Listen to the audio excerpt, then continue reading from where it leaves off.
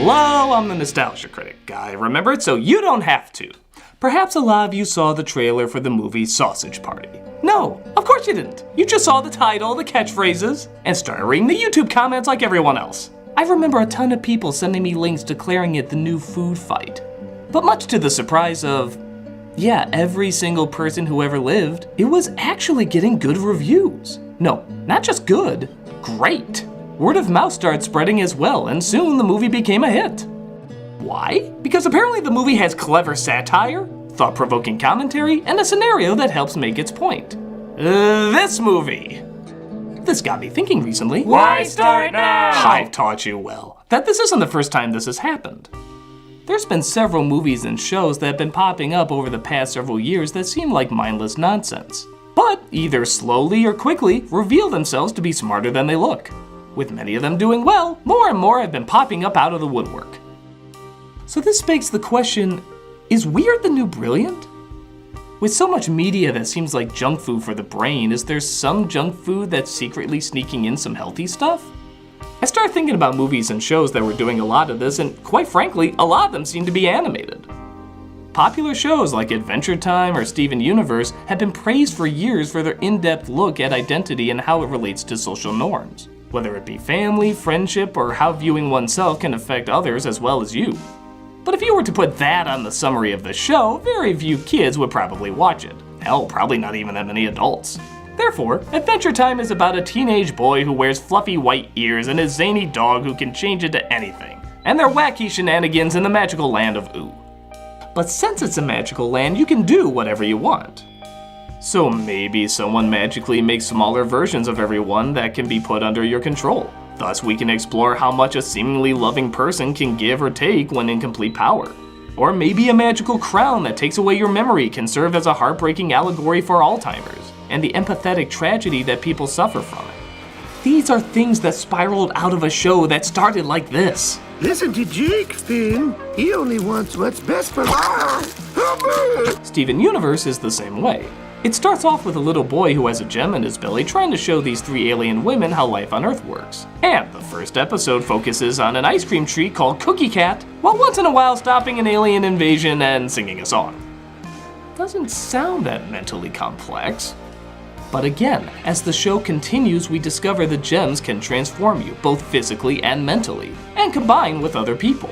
The themes they explore here are an existentialist wet dream. Themes about intimacy, gender identification, puberty, sex, childhood becoming adulthood. The list goes on. Again, all beginning with an episode focusing on him wanting a Cookie Cat ice cream. All seems kind of insane. It doesn't always have to be symbolic though, sometimes it could just be straightforward.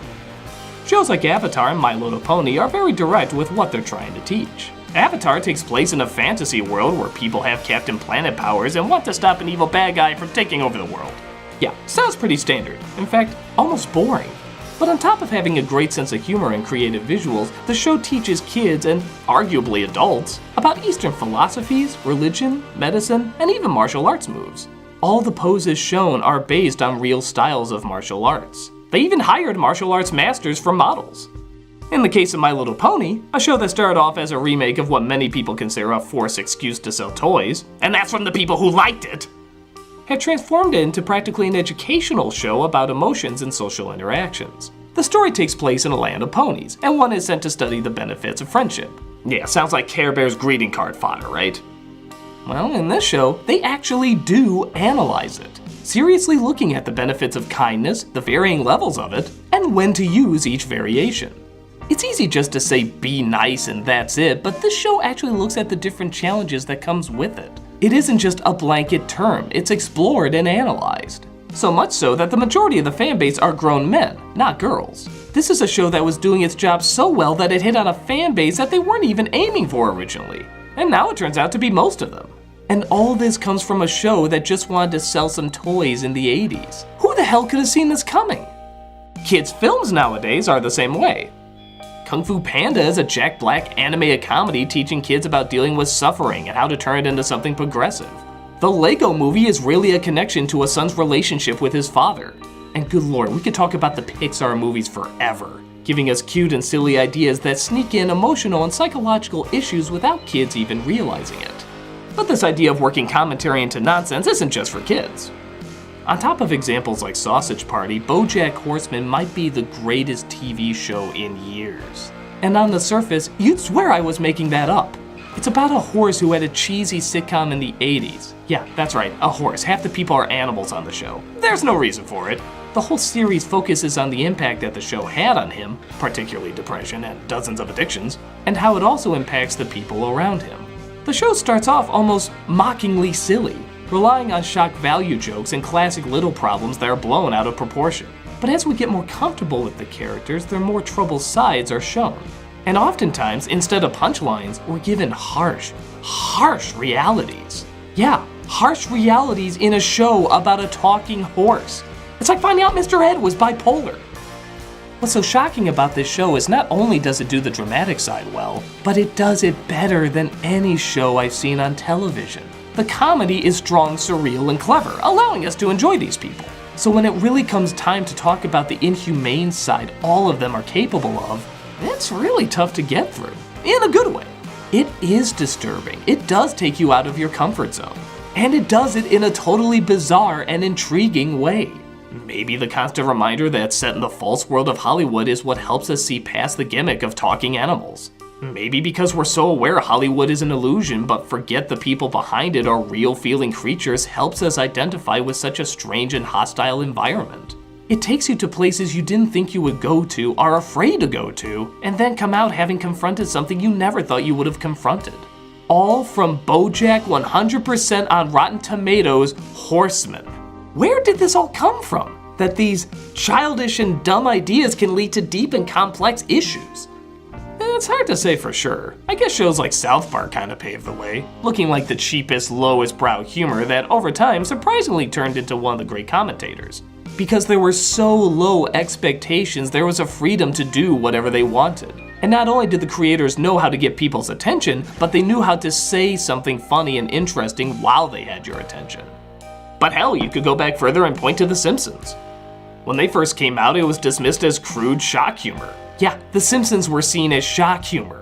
Years later though, we still quote their ingenious comedy, and yet we still have no idea why they're yellow or how their hair somehow becomes their skin. We all just kind of accept something that's silly. TV-wise, you could even point to The Twilight Zone. A spooky show of scary twists that often has a dark satire on the human condition. I guess even comics can be thrown into that. Batman, Superman, and a ton of the Marvel stories are all being hailed now as the new Greek mythologies, with a lot of challenging ideas both psychologically and culturally. It's even been kind of a big thing in literature. Lord of the Rings and Narnia have a lot of religious connections for stories about wizards and magic. Animal Farm is obviously telling the rise of Stalin and communism, even though it's just about a bunch of barnyard animals. Even Wizard of Oz is technically an allegory on the populist movement. Yeah, no joke. There's actually a whole other layer that many of us miss. So I guess the real question is, if it can be done so well, when is it done poorly? I've gotten a lot of hate for saying this, but for me, it's films like Signs, District 9, and the Matrix films. The reason being, if you took the very obvious allegory out, the stories don't make any sense. There's a ton of plot holes, focusing issues, and character choices that don't add up. They focus so hard on what they're trying to say with their symbolism that they're forgetting to give you characters you like, choices you understand, and a narrative that makes sense. This is why the examples I listed before do work. They want you to like the characters first. They want you to feel like you could live in these worlds. They want to make you laugh. They want you to have fun. That way, when they slowly work their way to the more profound scenes, you're emotionally there with them. You give a crap. You're invested because they were given time to sink in. I don't care what happens to Neo, he says doll's a plank of wood. If I don't get invested in the world or the characters first, I'm not gonna care what you're trying to say with them. Maybe that's why so many of these brilliant ideas are animated. Because for so many of us, that's the first thing we see. We grow up with cartoons, they hold a certain place in our hearts, so they'll immediately get an emotional reaction when something happens to them. Some people can't get into animation and only see it as kid stuff, and that's a shame because a lot of kid stuff is acting more adult recently. Even the Looney Tunes and Rocky and Bullwinkle snuck in a lot of adult jokes, and they did it because they knew they had a medium where they could. And with all the technology that's available to us now, we are seeing worlds that can exist much faster and much better looking than we ever imagined. Maybe that's why so many of these weird but brilliant stories are happening right now. We certainly had a couple here or there in the past, but now it seems like there's more than ever. And many of them are still going.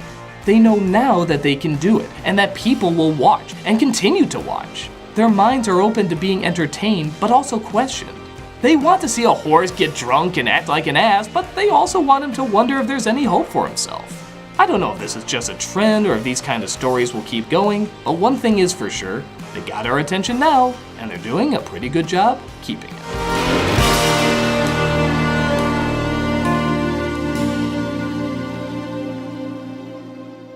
I'm the Nostalgia Critic guy, remember? So you don't have to.